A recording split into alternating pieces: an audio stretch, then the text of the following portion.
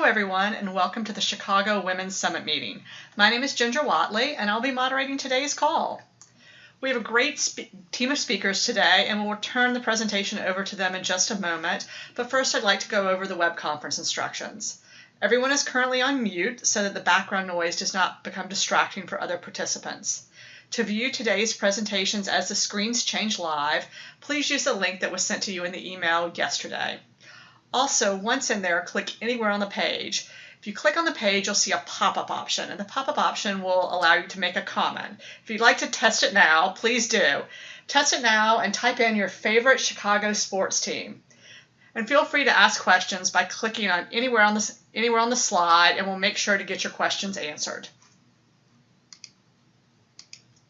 For the newer participants in the group, it might be useful to review some of the main benefits that you can take advantage of as a member at no additional charge. First, there are live monthly web conference meetings which you are already dialed into today. We hope you find these useful, and we have an excellent lineup which you can see by going to our site's web schedule page.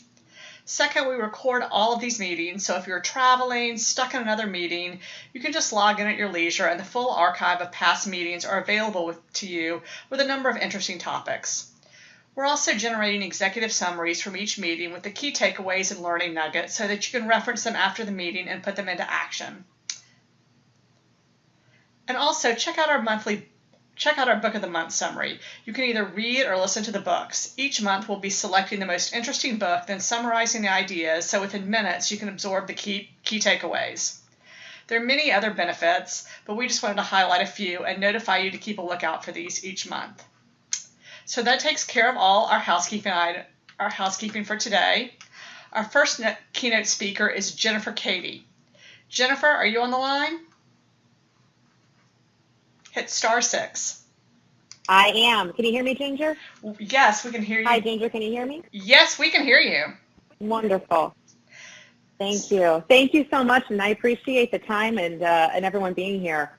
My name is Jennifer Kady. I have been a practitioner of a variety of different types of technological products for the past 20 years or so, working primarily in sales and also within the IBM Corporation. So I graduated years ago, joined right out of school, and have been just really blessed to be working with this team. They've given me an amazing amount of challenges and also new challenges on a generally regular basis. So my excitement in this, not only in this space, is one that it's vested in a couple of decades of a lot of transformation and transition that's taken place, not only within my own firm, but really across the gamut of what all of you are experiencing, and then ultimately what we're seeing worldwide today. So when this topic was brought up for emotional intelligence, I was thrilled, and I wanted to share with you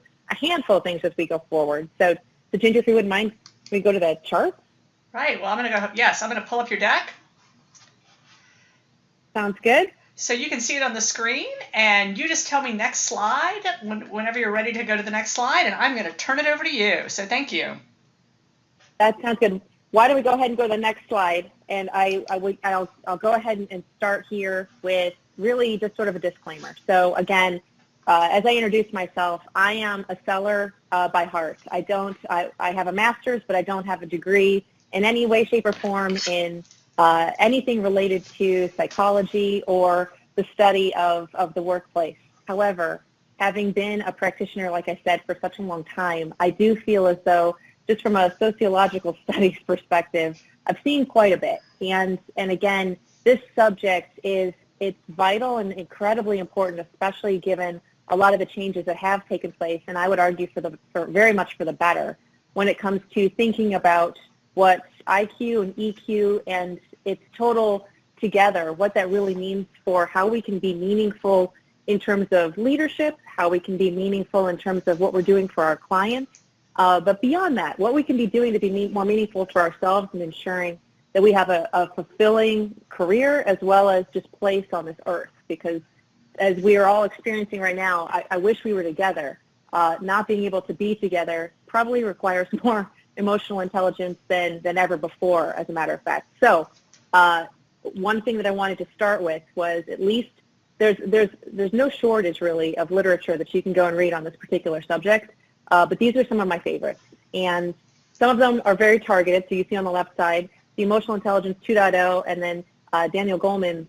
Both of those they're sort of oldies but goodies. They're not newer, meaning they weren't published in the past year or so, but over the past really 20 years or so, they've been these three different authors have been some of the forefront of understanding what is it that makes this particular space important, and how can we coach ourselves, how can we coach others in terms of improving that emotional intelligence. So I highly recommend those if you're truly interested in this space. But then on the right side, so Brene Brown and Angela Duckworth, I cannot say enough about both of these authors.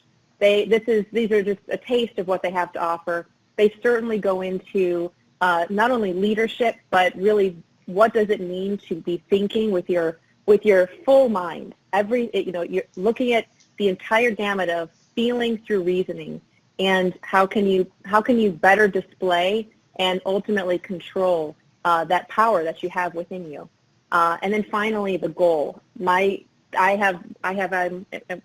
sad to say, maybe because I'm dating myself, I have the original edition of the goal that I read back in business school decades ago. And this book, probably more so than any other, and I have, if we were together or on video, you'd see I have stacks of books that just sort of bring me great knowledge, but this one in particular is always at the forefront of really almost what I do with every single part of my day. So I'm going to refer to these as we go forward, and I have references as we walk along, but I did want to at least show you some of these and encourage you to take a look if you haven't already.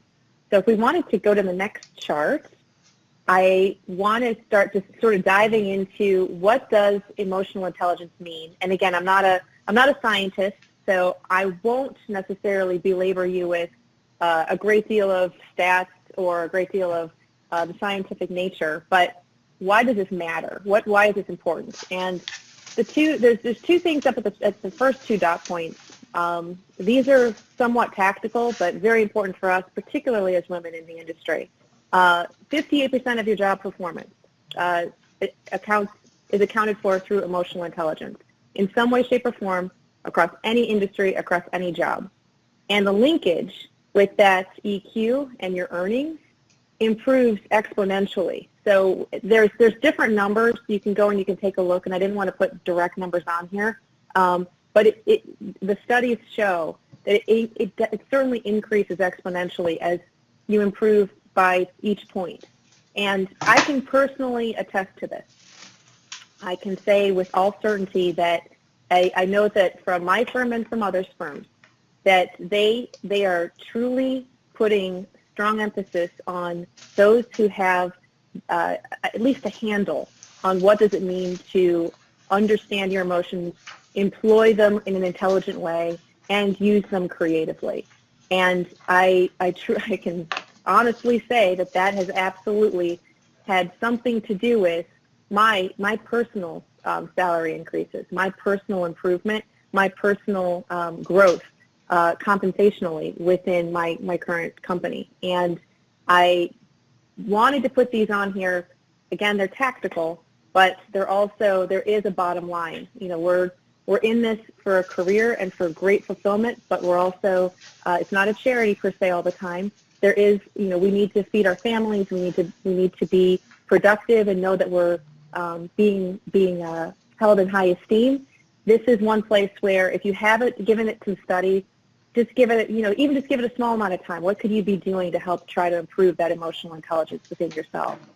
And the next point that I wanted to raise is the fact that there is courage and fear, and there is self-awareness and self-management, and none of those are mutually exclusive. And I'll talk a little bit about that more as we go forward. And my goal for us today is to really hone in on three places. I'm from a Jesuit school of learning, and we work in threes most of the time. So I want to talk a bit about competence and how EQ relates to competence, control, and then also with respect. So these are three places where I think that we can leverage and think about them on a daily basis, but then also strategically in the long term. So on that courage, fear, self-awareness, and self-management, These are 3 areas that it just helps to compartmentalize what can be it's not super complicated, but there's lots of different schools of thought. It really does, it coalesces, for us at least, a target point. It's something for us to focus on. So if we could go to the next chart, let's start with competence. And again, this is as deep as I'm going to be able to get with respect to science. But there's two things here that I found very, very informative. And this is, again, going back to that emotional intelligence 2.0. This is not necessarily new information, so if you know it already, terrific. But I found it very interesting. I've never necessarily felt like I didn't score off the charts in my SATs. I can say that right now. I've never necessarily taken a Mensa test, but I'm not sure that I'd outperform anyone really on those tests. However, the fact that high IQ achievers outperform those with average IQs 20% of the time, but on the reverse, the average IQ achievers outperform high achievers 70% of the time, that's really telling.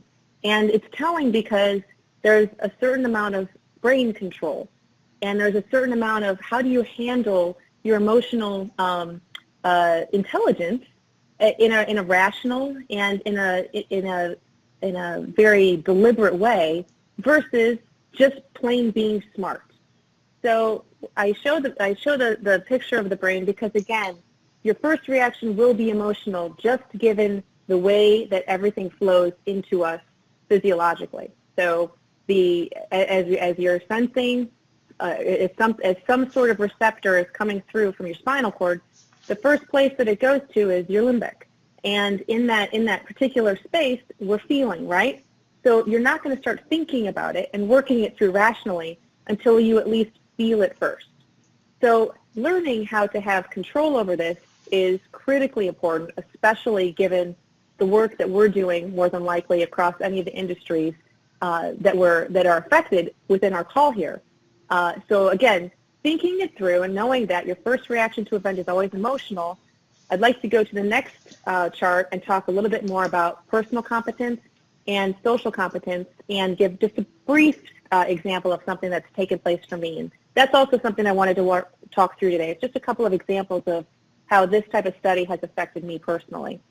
So with personal competence, and Ginger, I don't know, oh, there we go. Okay, so with personal competence, we're really focusing on being aware of your emotion and managing your behavior.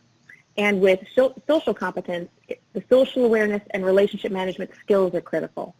So I wanted to give an example of, it's a work-related situation that I was in, and I was asked about it recently for an entirely different purpose, but it still resonates for me.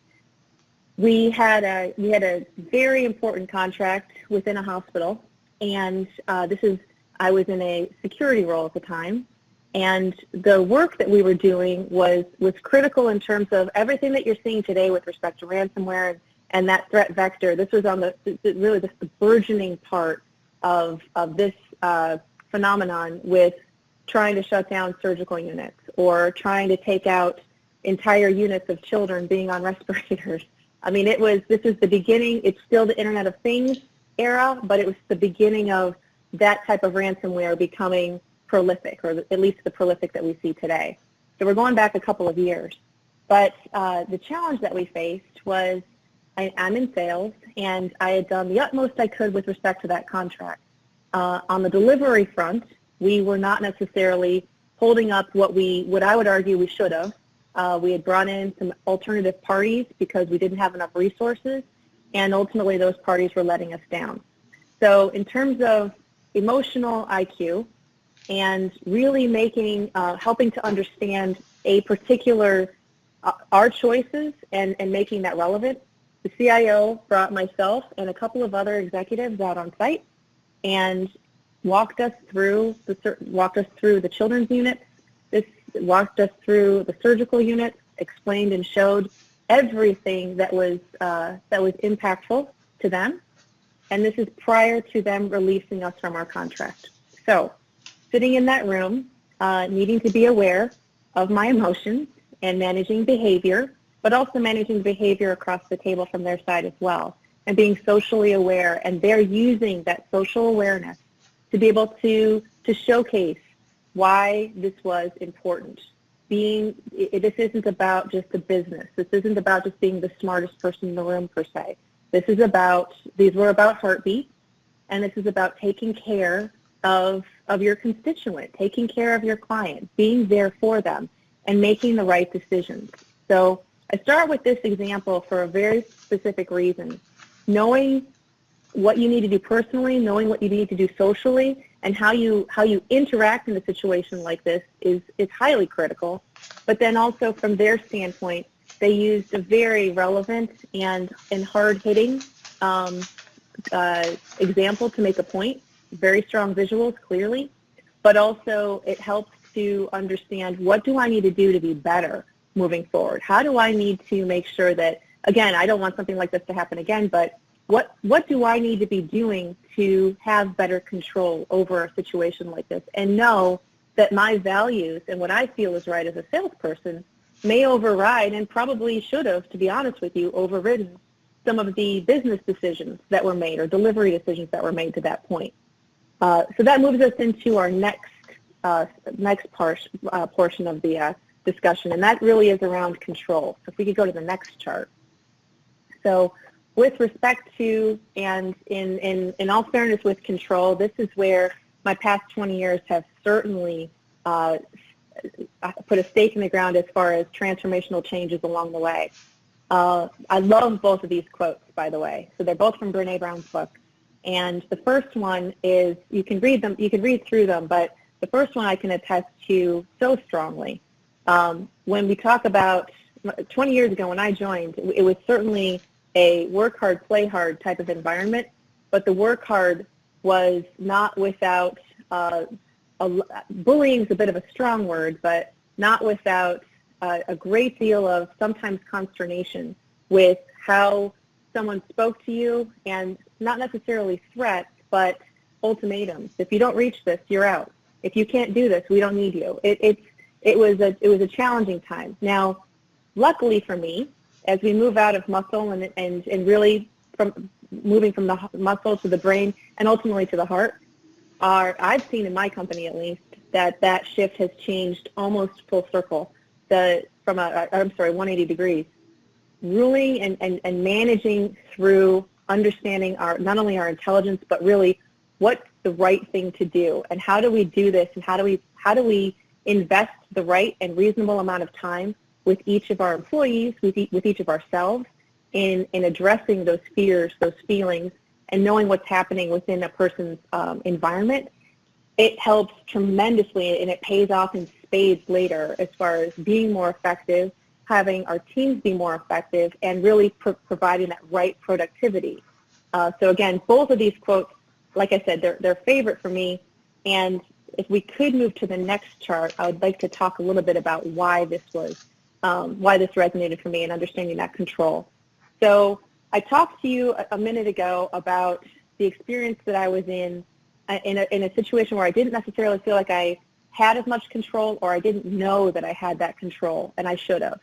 So from an effort standpoint, the reason why I love this particular chart, and again, this comes from emotional intelligence. It's more from their training, their online presence, as opposed to their book. So this is a bit more relevant, but or I should say updated. But the reason why I love this is taking each of these pieces that you see on the tree in part, understanding and putting them into context within what you're doing, not necessarily every day and all day, but what could you be doing across each of these, whether you are in a manager's role, or whether you are working with a manager who could be challenging, or a team that could be challenging. How you expend your time and use that time, just little bits of effort in each of these different places makes a huge difference. And so let me talk a little bit about how this translates into a different HR situation that I was in, and this one worked out a bit better, I would say. So I'm coming off, this is me coming off of that situation where I didn't feel like I had control. Well, in this one, knowing my values and knowing that there's a certain level of accountability and trust that we need to uphold helped make me feel like I had a better position to make some stronger judgments. I was in a new role, new business unit executive role, and within almost like 24 to 48 hours of being given that role, I was handed a group of people, one of which was, she was being put on a list. We call them resource actions. She was being put on a list, and I don't take those lightly in any way, shape, or form. Now, it can be very challenging to combat those lists, but I think that, you know, especially when we're talking about emotional intelligence, it's important to think about the person and not just the numbers. And when I dug into why this person was on the list, it really didn't necessarily have anything to do with performance. It really had a lot to do with things that had happened between her and her former manager in the past. And from my position, when you're going through things like this, oftentimes it has to be a very quick decision and quick movement. You've got to get this done quickly. I opted not to do that, and that created a lot of challenge and consternation. It created actually a bigger challenge in terms of what we were going to do legally to be able to address this. But it was the right thing to do. And by taking the time and being assertive and making sure that I felt that I had that accountability for myself, trusting myself, I had to handle anger with this, but most importantly, the empathy, making sure that we had, I was thinking through an empathetic way to manage, but then also working and communicating appropriately with the right folks to make sure that we did this correctly. And ultimately, in my opinion at the time, it was to not do this, to stop it, to try to make sure that this didn't happen. That little bit of effort in each of those different forms that I mentioned culminated into, obviously, a very, very large experience change for this particular individual in keeping her and having her maintain her focus and her career with us. This also opened up the opportunity for us to have deeper and better and more meaningful conversations in terms of coaching, so that she was able to flourish. And since then, she has been continuously improving in terms of promotions. And I often think back to if I had just stayed with, okay, well, just check the box and get this done, not taking that added little step of let's do some due diligence, but then also taking the larger and sometimes more challenging bit to control the situation, but do it in such a way that, as I mentioned, it's about what's right, and it's about trusting yourself and trusting your values and knowing those values. So with that said, let's move on to this next bit, which is about respect, because clearly something like that does help. This isn't a patting yourself on the back type of a moment for me, because there's a little bit of embarrassment with both the stories that I'm telling you right here. But ultimately, in terms of gaining respect and having meaningful interactions with others, you do need to have that self-awareness, and you do need to have that self-management. So I just included a couple of dot points from each of these. There's far more that you can go into in some of those books that I had mentioned, but a couple of points that I did want to at least, and I know in the interest of time I need to be quick, but in the couple of points that I wanted to at least bring up was constantly and always ask yourself why. And I think that that's a really great mantra in general. The current work that I'm doing, I'm always asking my team why. I'm also, and I always ask them for the goal. What's the goal of this decision? What's our goal? When someone's giving us a requirement, is that requirement meaningful? And what's the goal of that requirement? So always be asking yourself why. In terms of leaning into discomfort, and this also sort of plays into the fact that at the bottom here, change is inevitable. We're obviously all within, for the past 9 months, almost a year now, we're in a society where there's a lot of discomfort, and feelings, we don't necessarily need to label them that it's a good or a bad feeling. I do feel that when you know your values and you have an understanding or a strong, you know what your goal is ultimately, those are very powerful for you. But also to be able to express and share and ensure that the right communication is in place with your own self-awareness, it also helps others be aware as well. And that lends itself for respectability. And I mean, there's other things on here that there's some soft skills as well, smiling and laughing more. These all help to engender yourself in that we're not perfect human beings. We will make mistakes, and sometimes we fail. As I mentioned, that first example, that was a big failure. But owning those and taking the lessons and learning from them and learning quickly from them. The bit about silence and counting to 10 as far as self-management, that was incredibly important for me during that. It was really a lambast situation with that particular CIO, and he deserved to do that. And I wanted to defend every single point, but silence was very important. So it was important for me to listen in that sense, but then also if someone is coming to you and they do have a challenge, or they're berating you, or they're really challenging you on a point, counting to 10 and not overreacting quickly or just even reacting, giving your brain that moment to feel and then ultimately rationalize, what am I hearing and how do I want to respond and be appropriate with that response. And then also I did want to mention the quality of time. I know that everyone today is challenged, and time in and of itself, sometimes weeks feel like they fly by, and in others it feels like the week is just dragging along. But practice deliberately. Am I using my time wisely and appropriately, and is it the best quality that I could possibly give it? And with that, I have one final example to show you as far as respect, and this is another client situation that I was in. We could go to the next chart if that's okay. It was another client situation that I was in, which was sort of the antithesis of what we had happen in my first example. And with this example, we were in a meeting, and just in terms of trying to control emotions and whatnot, we were in a meeting with a CISO of a company down south, and he was the team was pitching something that we were a little bit over our skis. So again, this is me learning from the past. We were certainly over our skis with what we were pitching, and him asking questions and a lot of nods happening, when in my gut and in actually another salesperson's gut with me, we knew that this wasn't exactly we were not necessarily the right vendor for this particular company. This wasn't we're not the right fit. However, we had senior people in the room with us. We listened, we nodded, we got through the meeting. But afterwards, my teammate and I, we went to the CISO's office and we sat down, and we basically, and this is sort of relationship management, but then also doing the right thing when is it the right thing to do.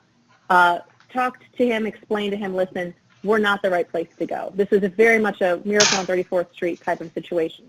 This is where our competition is better, and we gave those reasons and we gave those examples. He paused. He used some silence on his side, and he said, that's never happened to me. I've never experienced someone doing this with us, and I can't begin to tell you the level of respect that I have for you because of how you're choosing to lead and how you're choosing to work with me. While this particular situation may be better elsewhere, what you're showing me is I want you to be my partner long-term regardless. And again, when I talk about this example or any of these examples, how we lead is really it is a full culmination of who we are. So choose who you want to be. Make sure that, understanding the science is certainly important, but I hope these tips and hints helped a bit. Each of these different points can certainly help to lend itself to helping you within your career, but also from financial compensation and ultimately really better decision making, frankly, at the end of the day. And I truly appreciate your giving me the opportunity to be very open and honest on a couple of these. I think failing sometimes is one of the best ways for us to learn, but also, like I said, leading with your heart and understanding how to control that, it can certainly pay out in spades, not only financially, but really in terms of a better quality of life and career. So with that, I think I have a minute. Does anyone have any questions that they might want to share or ask of me? No, we're okay on time. We'd love to still keep hearing from you. So, but you have another 5 to 10 minutes, so we're plenty of time. Okay. But if we do have any live, wonderful. Okay. Yeah, I think that's. So keep going. No, that's for me. That was it. I was working to try to close this out with by the 2:30 time mark. So if anyone does have any questions, please don't hesitate to let me know. I'm happy to answer. Yes, so and a reminder to our audience, we'd love to take some questions live. So if you hit *6, that will, we can hear you. So we'd love to hear from you if anyone has any questions. Don't be shy.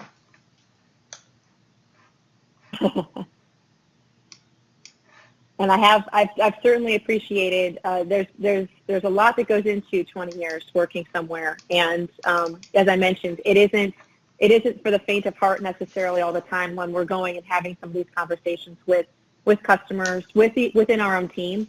But, and sometimes practice makes perfect for sure. We don't always get the communication right. Owning that, and that's really an important thing to know. It's okay. Again, back to not necessarily feeling like any of your feelings are good or bad. They are, and just understanding where did it come from and why am I feeling this way. Taking that time and giving yourself that self-appraisal, it just makes things far richer, at least in my humble opinion. It's made things far richer for myself. And spending the time, again, not only with the text that I mentioned, but really just practicing this and working and mentoring others, it's made a true difference for myself. And I'd like to argue, hopefully, some of the folks that I've either coached or worked for, and ultimately, like I mentioned, some of my clients themselves. So we do have one question that came from the chat line. Sure. It's from Laura, and Laura says, "Hi. When I'm leading a meeting, I have trouble controlling my emotions when there are mentee dissenters in the group. So, yes. Any tips on leading meetings when there's a lot of negative energy or just dissenters in the group?" I can feel your pain without even having to hesitate on that. And some of that's going to take some experience and going through it a handful of different types of times and in different types of ways. My personal feeling, and I say this with all sincerity, I stick to the facts. And this was great coaching that I received from one of my mentors, as a matter of fact, years ago. If I am very well tuned, and I well understand the facts of the situation, I always know that from a go forward perspective, making sure that I understand what those are, that's the first and foremost thing for me to be able to move forward, especially in a dissenting conversation. It's also important, when I mentioned the goal earlier, knowing what is that you're trying to achieve, and sometimes it won't always happen in that particular meeting. What I generally get the most out of when I'm in a dissenting meeting, outside of the fact that sometimes you have to just pivot the heck out of the situation while you're either being hit from different fronts or trying to work through, what is it that I need to do to get out of the room safely, and how do we make sure that we progress and move the ball forward. But knowing what that goal is, and knowing that you may have to agree to disagree for a period of time. And I think from a cooler heads prevailing standpoint, most people come into a meeting like that with an agenda. And what probably may or may not, what probably should happen going forward is taking the dissension, taking and understanding what is it that's being dissented about. And if you don't necessarily have good answers, don't try to tap dance your way through it during the meeting. I find it's far more effective for me to, again, like I said, become grounded in the facts. Perhaps I wasn't aware or wasn't prepared or didn't know that we were going to go in a different direction. Owning that for myself, I don't necessarily need to speak out and say, oh gosh, I didn't know and I should have done more homework. But being able to consciously say, okay, listen, here's what I'm hearing, and parrot that back. Do it as best as you can in terms of being, like I said, fact-based, but then also articulate that perhaps we need to spend more time on this. Perhaps I need to understand this better. Now, to the contrary, if the dissension is coming from a place that it's absolutely not grounded in fact, ideally you know that you're going into that meeting with that adversity that's going to be, affecting the environment. Try to be prepared for that. and try to hold firm with the fact that, in whatever industry that you're in or that you're speaking about, try to hold firm with the fact that this is the right way to go. Here's why these are the right decisions. And don't speak without necessarily having that informed answer. If you don't have the informed answer, don't answer it right now. Table it. But if you do, and again, sometimes this just takes practice, but if you do, don't fear putting that out there. And again, like I said, silence can be very important and very, very powerful. I have found more often than not, especially in contract negotiations, that trying to fill the void with me talking or someone talking doesn't help at all. Silence and be quiet. Let people think. Sometimes that helps with cooler heads prevailing, but oftentimes it goes right back into that sensory overload that I was talking about earlier, gets the feeling out of the situation and starts to get us into that rationalization period. And so again, silence can also be very much a tool that I would recommend using in many different cases, but especially one of those. So, just kind of to reiterate, don't feel like you have to answer everything in that particular meeting, but definitely make sure that you're doing a very knowledgeable follow-up if necessary. Possibly try to get with each of those different constituents that was dissenting separately, and then bring them back into the fold as advocates. Or, like I said, agree to disagree. But if you do have those answers, don't feel as if you can't be knowledgeable and be present and articulate that what your facts are. But just be prepared that there may need to be added conversation, and like I said, silence cannot hurt you in terms of just judgment and giving time for people to think things through. And here I am talking through the time. No, it's good. I think these are great questions that we all have. So this question comes from Christine. And this one, I'm really interested to hear your answer on it. If you have someone on your team who is not emotionally intelligent and a true taker versus a giver, do you think it's better to cut them loose or try to train them in EI? Well, this is a very good question. And it's one that I have had people like this, and I will tell you to be careful. So my honest answer is, and this is also coming from experience, I strongly advise, at least if you think that this person has value and truly at the end of the day can bring you either the revenue that you're looking for or the opportunities that you're looking for, that they're good at their role. I think it's worth the time to try to at least help articulate what emotional intelligence means. But I do couch that with, some people are either they're not open to this, and they're not self-starters, they don't learn, and frankly, that's something that's almost impossible to teach. Self-starting and learning, someone actually hearing something and ultimately changing behavior because of what they heard and learned from, you can't teach those two things. If you don't think that they're capable of that, it may or may not be worth your time. And perhaps a performance plan does make sense. Just make sure you document everything really, really well. I was in a situation where, which you might be in, where I had someone like that, and it was very degrading and demoralizing for our team to have this particular person there. I did spend the time trying to go through this. It didn't go well. And so I've learned that when I talked earlier on one of those earlier charts about the quality of time, am I using my time wisely? That was not a wise move for me. And what I didn't necessarily appreciate at the time, and again, I'm a first-line manager at that point. This was years ago. These are the things we have to go through. But what I didn't necessarily appreciate was you cannot teach someone to learn. You just can't, they either do it or they don't.